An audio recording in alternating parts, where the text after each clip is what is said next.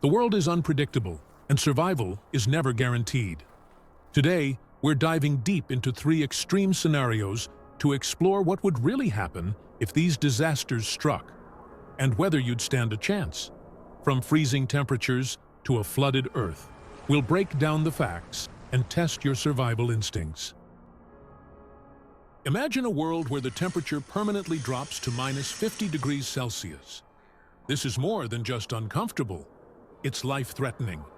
At these temperatures, most buildings aren't insulated enough to keep people warm. Exposed skin freezes in minutes, and hypothermia sets in fast.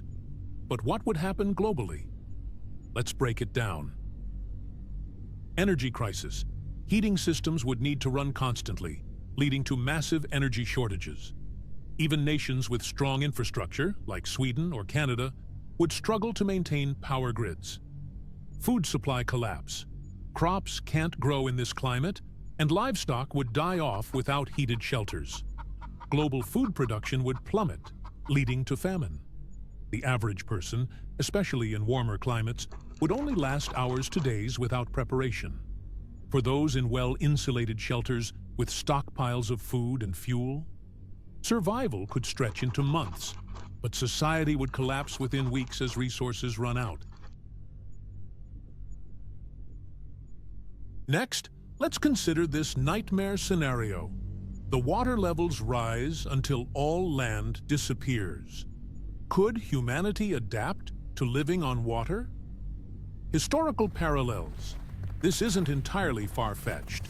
20,000 years ago, during the last ice age, sea levels were over 100 meters lower than today.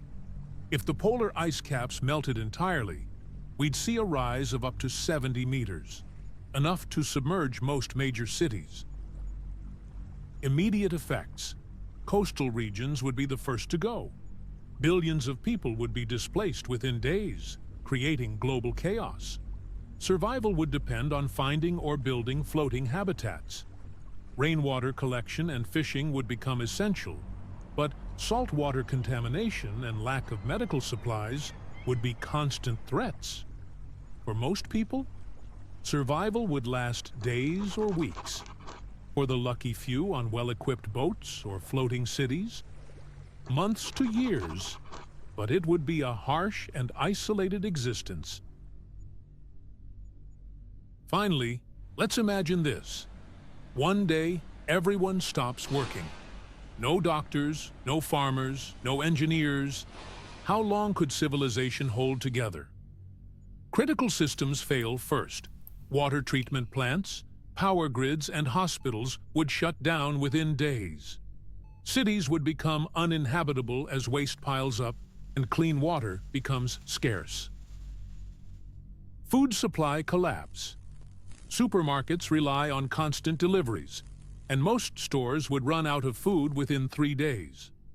Without farmers or distribution networks, famine would spread rapidly. But here's the twist.